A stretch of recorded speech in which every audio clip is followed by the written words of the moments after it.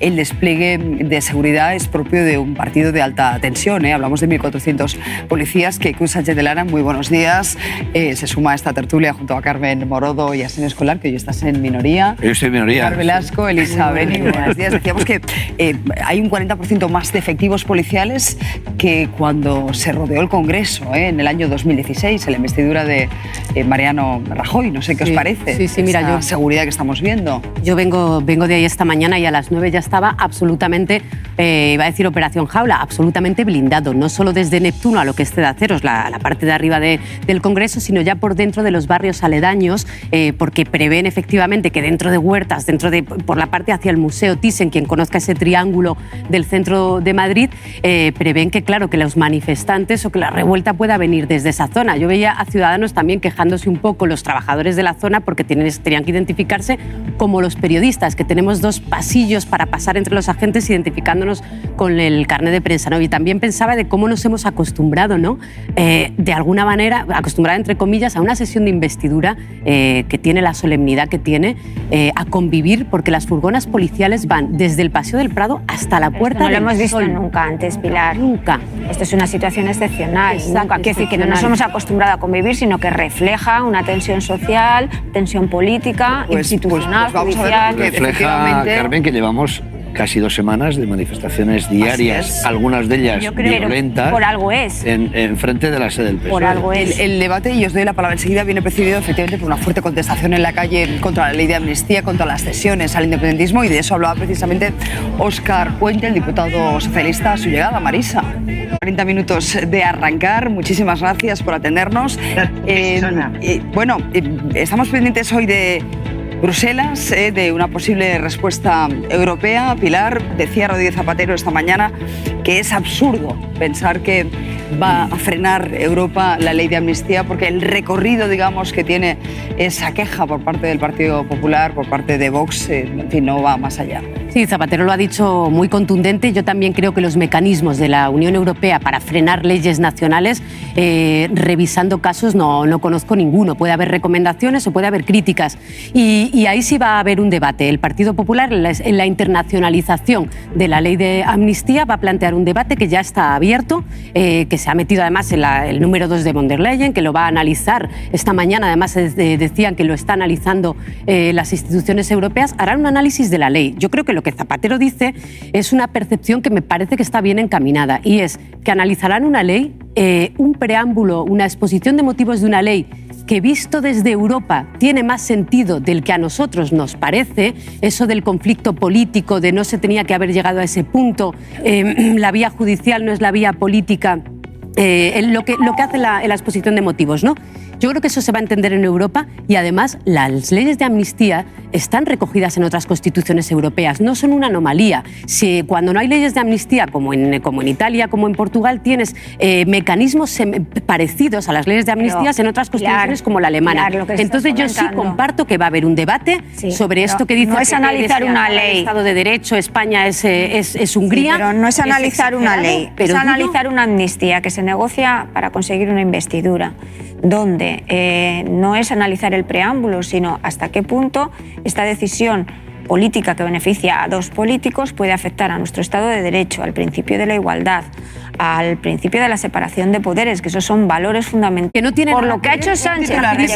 Porque me tengo que ir. Una cosa son las protestas ciudadanas y otra cosa lo que estamos viendo en pantalla, que esto debería de ser ilegal, frivolizar con el nazismo que acabó con 6 millones de judíos, o elecciones ya. Esto no va de la ley de amnistía, esto va de romper las reglas democráticas y no aceptar. Tampoco seáis tan exagerados. Todo el mundo se rompe las vestiduras, señora. Vamos a ver, no se puede. Vamos a ver, hemos visto.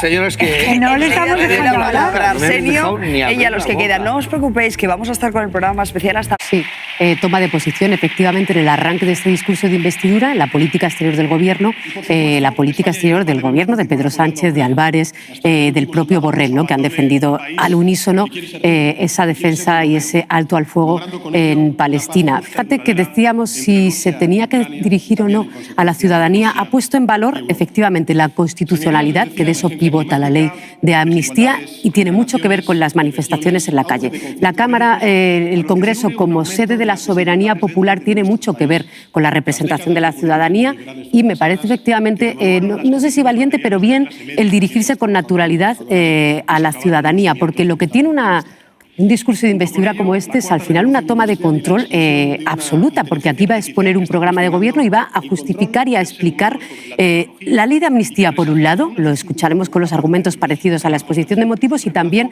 ese gobierno de coalición, el gobierno, la investidura que se votará mañana, ¿dónde está ese programa? ¿No? Un apunte, ha empezado también con cambio climático, emergencia climática. Yo me preguntaba si Teresa Rivera va a ocupar un papel de más peso, ¿no?, en este gobierno. Solo faltan todavía unos días para saberlo, pero no me extrañaría, ¿no?, que esa agenda climática, transición ecológica, pudiera sustituir a parte del peso que ha tenido Calviño. De momento ni una sola mención a reales de The Economist, The Guardian, claro, Financial Times, y se lo compra, desde Hillary Clinton, hasta determinadas instituciones en Bruselas. No, es que yo no comparto el que Sánchez coloque el o nosotros o el caos. Ese es el marco también de la Unión Europea. Dice Sánchez, el dilema europeo. Efectivamente, es que el dilema europeo está en cómo arrinconar a las extremas derechas con distintas caras que están socavando también la democracia europea. Y ahí está Hungría como máximo ejemplo. Decía que las autocracias han crecido un 20%. Efectivamente que funciona, porque cuando Sánchez ganó las elecciones el 23 de julio, o parecía que iba a llegar hasta donde ha llegado hoy, en Europa hubo un alivio. Hay elecciones en mayo. Si gobernaba Feijóo, iba a haber un gobierno en España de coalición, o eso es lo que parecía en Europa, y se escribió así en la prensa internacional, y lo dábamos todos por hecho, un gobierno de coalición con una vicepresidencia y unos ministerios de Vox en España. Y eso que aquí se está naturalizando mucho en Europa despierta preocupación. Fijaos en Polonia, que ha ganado Donald Tusk, y Donald Tusk ha arrinconado, perdona Lisa que termine, Donald Tusk ha trabajado mucho estos años para arrinconar a la extrema derecha en Polonia y aliarse con otros partidos políticos, lo que no ha pasado en España. Entonces este dilema funciona en Europa porque es un dilema real. Esa preocupación es real. Que emanó del 28 de mayo, ese debate, que es lo que se parece que es lo que condenó un poco ese debate ahora del Partido Popular en julio. Ese debate es ficticio, porque él lo que tiene que plantear es una alternativa de gobierno.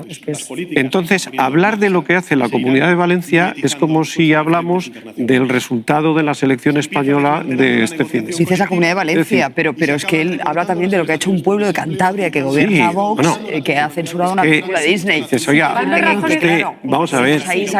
Llevando razón en lo que dice, las críticas que hace, en referirse a censuras que efectivamente se han producido, y llevando razón en lo que dice, lo que entiendo que dice Casimiro, yo no soy razón, es que no encaja en el formato de una investidura, porque no está respondiendo a nadie, ni está haciendo campaña electoral. Entonces, por eso digo yo antes que como los discursos ahora parlamentarios se hacen para que desde casa, las bancadas, en fin, se la gocen o no, realmente se salen de los márgenes. Entonces, y luego también en la campaña electoral de julio, que tampoco fue una campaña muy anómala, porque no escuchamos un programa electoral. Yo no recuerdo ni siquiera medidas. Mejor, porque lo que escuchamos luego han hecho lo contrario, me parece lo contrario. Es verdad, lo que está haciendo es un poco el fruto, lo que digo, de la campaña electoral de julio, en el que se votó dos modelos. Se votó, ¿quieren ustedes este pacto estructural de Partido Popular con Vox en ayuntamientos, diputaciones, comunidades autónomas y que ahora puede llegar al Gobierno nacional, o nos quieren a nosotros? Y al final está enmarcando esos dos modelos. Yo creo que sí se votaron en julio. Pero yo creo, Pilar, que ganar las elecciones en la transferencia de voto. Acordaos que estaba altísima, llegó a estar en un 10% la transferencia de voto socialista al Partido Popular. Y ahí había un nicho importantísimo en las mujeres. Al principio de la campaña, Feijóo, cuando presentó ese programa, acordaros que hizo incluso foros con mujeres empresarias, lo tenían clarísimo. Y lo fueron perdiendo, se fueron desangrando en el voto de las mujeres, ni siquiera yo creo que por el discurso de Pedro Sánchez, porque no tuvo un discurso, brillante, ni reconoció ciertos errores sobre la agenda feminista que había cedido el Partido Socialista, sino porque las propias mujeres vieron que efectivamente había mensajes agresivos y contra ellas, no solo en materia de género, que desaparecieron instituciones en muchos sitios, sino que Vox era una amenaza para la agenda. A esto le añades el voto masivo Es reconocer el Estado palestino, forma parte también del acuerdo que firmó el mismo con Sumar, con Yolanda Díaz, y están escuchando ahora cómo saca pecho, digamos, con las medidas económicas de su ejecutivo y con los datos, entre ellos el de inflación. Esto es algo que yo creo que en casa tiene que molestar mucho, ¿no? Porque, en fin, sabiendo que somos el país que al final... Con los alimentos al 9,5% de su vida... Claro. Bueno, pero mira, decimos que los datos macro son buenos, o incluso Europa nos revisa y nos da al alza y sube unas décimas, pero es verdad que efectivamente la gente que está en su casa sigue costando mucho hacer la compra, sigue costando mucho llegar a fin de mes. Y pagar la hipoteca. No se entiende. Y además, digo, todavía le queda discurso.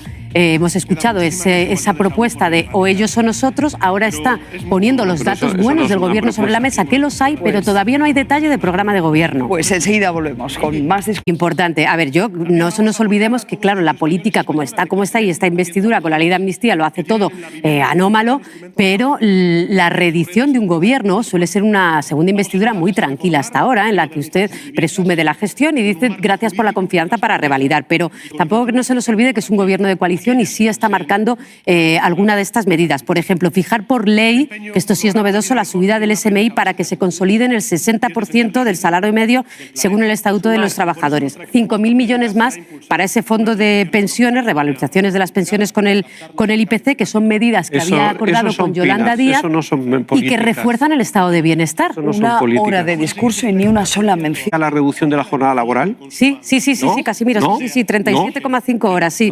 Sí, reducción de la jornada laboral, es que en la publi he estado cogiendo nota. Bueno, yo también, pero esa no la he visto. E incentivos a las empresas para que ofrezcan horarios más flexibles. Ahora sí, pero hay promesas.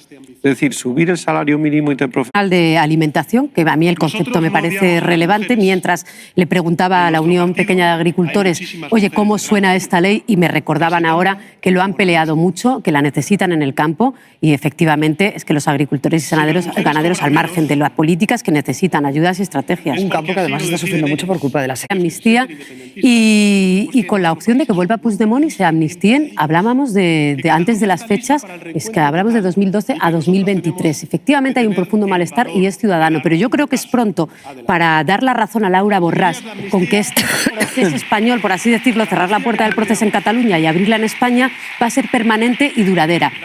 Y nombraba Sánchez, fíjate, la parte económica que introduce un elemento nuevo. Sí. ¿Esto va a ser, la amnistía puede beneficiar la economía en Cataluña? Ese es otro interrogante. Pues está diciendo que es perfectamente legal y, por cierto, hemos visto a la ministra Montero, la titular de Hacienda, aplaudir efusivamente. Hace pocos meses se ha aprobado una amnistía también en Portugal y el Tribunal Constitucional Español, por cierto, ha rubricado. Hay una incoherencia fundamental.